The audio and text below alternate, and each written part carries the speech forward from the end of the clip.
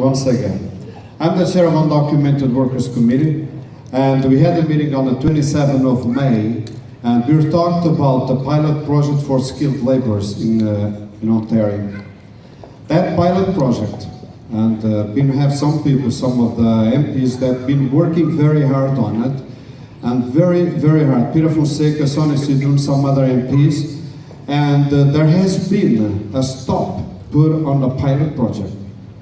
There has been a pause on the pilot project. I would like to hear from the Minister about the pilot project, if it's still on a continuous basis. And the second one, we find that the permanent residents are given a lot to other types of cultures in Brampton, in Ontario. We feel that Italians and Portuguese, we've been left behind. And some of the numbers that have been given the permanent residents, they are, if you go in the year 2014, they are way off for the Portuguese and the Italians. I'm on behalf over here talking, the people they cannot talk themselves because they are undocumented. As you mentioned very well, Minister Hussen, the previous government, they screw up a lot of things. Let me allow this language, because they did when they implemented the grade level 5 requirement to get the permanent residence. I'm pleading, I'm asking, please eliminate the grade level 5. Ask for grade level 1 for permanent residents. These are the two things that I'm asking. Thank you, sir. Work with Portuguese, work with Italians, work with our community, because Portuguese and Italians also matter to the country. Thank you so much for this opportunity. Thank you. We're going to take 3 more questions, and then the Minister will answer 4 questions together. Okay, for those questions, I will deal with a number of them. So, first of all, for undocumented workers, the idea that our conversations with the community and working with Leona and members of the Portuguese and Italian Canadian community and others with respect to looking at this issue and looking at and examining ways to regularize these people, that conversation has not stopped. This was a process that was begun by the previous minister, the Honourable John McCallum, and when I became the minister, I did not stop that process. And what I can tell you, though, is that when you are embarking on a process like that and you're trying to create a program to regularize people, it's not something that you can just do in one day. There's a lot of consultations, not just with the community or with the industry, but also within government.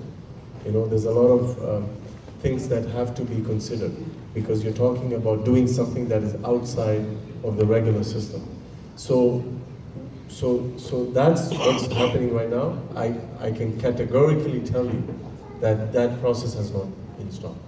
On the issue of Italian nationals and Portuguese nationals not having avenues to get to Canada, nothing could be further from the truth. I think part of the discussion also needs to take into consideration the ability of Italian nationals and Portuguese nationals to go into other countries in Europe and work.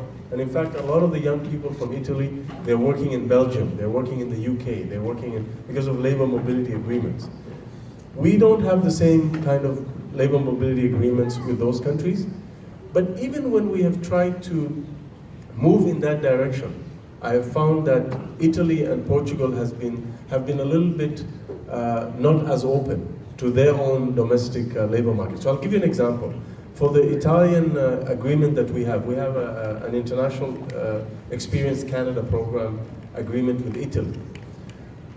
We favor longer agreements that are 2 years or more, because that would allow Canadians to work in Italy and get experience, and it would also allow Italian young people to come to Canada, work here, visit Canada, and then eventually apply for PR.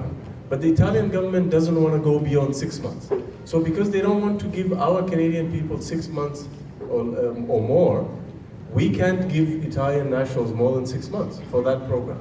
So if you are able, through your contacts, to encourage the Italian government to be more open to our young people, then we will revise our standard, because it's a reciprocal agreement.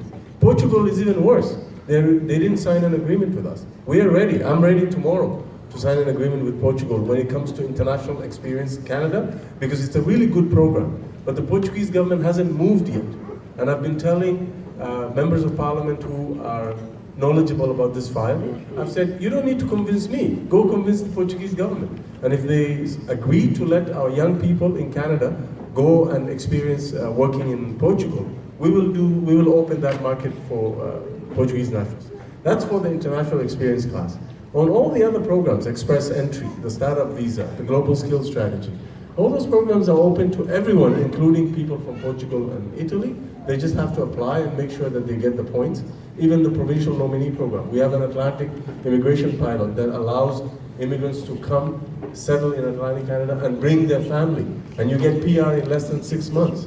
So there's so many programs. It's just a matter of letting people know instead of assuming that we're preventing people from coming. Minister, if I could just say, I'm talking about the people that they are over here undocumented, not the future relations with Portugal and Italy. No, the undocumented, I already told you, we're in that process. Nothing has stopped. I was asked the question, how can I bring my uncle from El Salvador? It depends the circumstances of your uncle. If your uncle